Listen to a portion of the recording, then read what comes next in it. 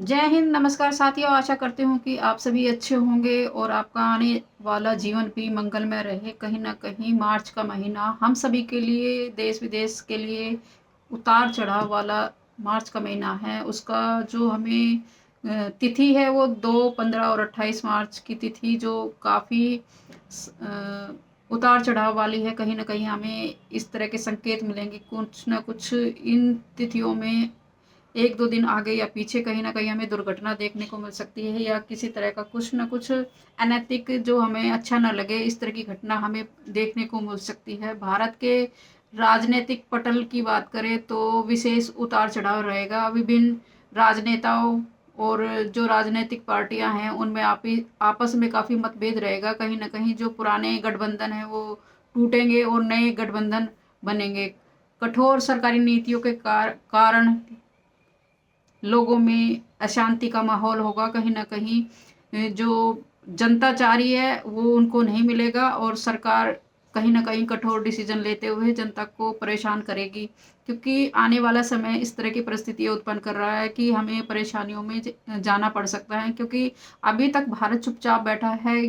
चाहे चीन बोले, चाहे अमेरिका बोले, लेकिन उनकी जो कूटनीतियाँ हैं, उनके विषय में कुछ ना बोलते हुए अपने आप को थोड़ा-सा अलग-थलग दिखाकर कि भई भारत एक शांतिपूर्ण देश है, इसलिए वो अपने आप को चुपचाप रहकर वो सोचता है कि शांति से ही समस्या का हल किया जा सकता है। परंतु इस तरह के माहौल उत्पन्न होंगे कि हमारे आने वाले जीवन में कहीं न कहीं हमें परेशानियाँ देखने को मिलेगी। अभी आप देखोगे कि 15 मार्च जैसे ही जाएगा, 15 मार्च और 6 मई तक का हमारे सामने पंचग्रह योग इस तरह से बना रहे हैं कि हमारे पश्चिमी जो देश हैं वहाँ से हमारे भारतीय वापस आना शुरू कर देंगे, क्योंकि इस तरह के हालात बन रहे हैं कि कहीं न कहीं उनको एक युद्ध जन्य जैसे हालात बनेंगे कि कहीं न कहीं आदमी अपने आप को परेशानी में झेलता हुआ नहीं दिखेगा, कि वो सोचता है क्योंकि जान बची तो लाखों पाए। अगर आपकी जान बच जाती है तो आप फिर से अपने आप को खड़ा स्टेबल कर सकते हो, लेकिन अगर आप इस तरह के माहौल में रहते हो तो आप लोगों को काफ़ी परेशानियाँ देखने को मिल सकती है। इसलिए भारतीयों का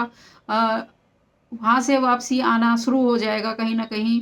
और आने वाला समय काफ़ी कठिन परिस्थितियों को लेकर आने वाला है हमारे जीवन में, क्योंकि जो जिस तरह से ग्रह अपनी बार-बार चाल बदल रहे हैं और कभी अस्त हो रहे हैं, कभी वक्री हो रहे हैं। जिस तरह से शुक्र वक्री है तो कहीं न कहीं जो उसकी वजह से जो शुक्र से रिलेटेड हमारे जीवन में प्रभाव होने चाहिए वो हमें नहीं मिलेंगे, उसका कहीं न कहीं हमें खामियाज़ा देखने को मिलेगा। इस तरह से हर ग्रह का एक अपना योगदान होता है और हर ग्रह की एक अपनी अ, उसकी विचारधारा होती है। वो जिस तरह से हमारे जीवन को उस पूरे के पूरे ग्रह हमारे जीवन पर आधारित हैं और कहीं न कहीं वो हमारे जीवन में इफ़ेक्ट डालते हैं। तो जो हमें शुक्र से रिलेटेड है, बुध से रिलेटेड है, राहु केतु तो हमेशा ही वक्री रहते हैं, लेकिन शनि भी अस्त हो रहे हैं 23 अगस्त को और बुध भी अस्त काफ़ी हो रहे हैं 17 अगस्त को और अ, बुध वक्री भी हो रहे हैं क्योंकि 15 से।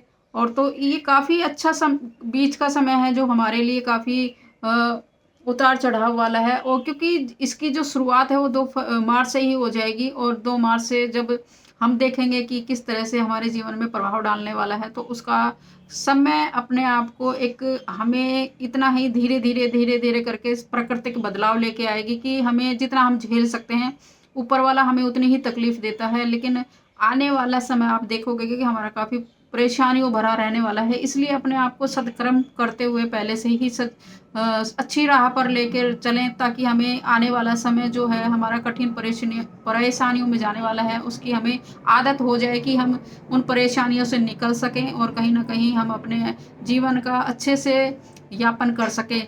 तो आने वाले जीवन के लिए आप सभी को बहुत-बहुत शुभकामनाएँ, क्योंकि मार्च का जीवन हमारा काफ़ी परेशानियों भरा रह सकता है, क्योंकि जिस तरह से योग बना रहे हैं ग्रह के, नक्षत्र के, तो कहीं न कहीं हमें परेशानी हो सकती है।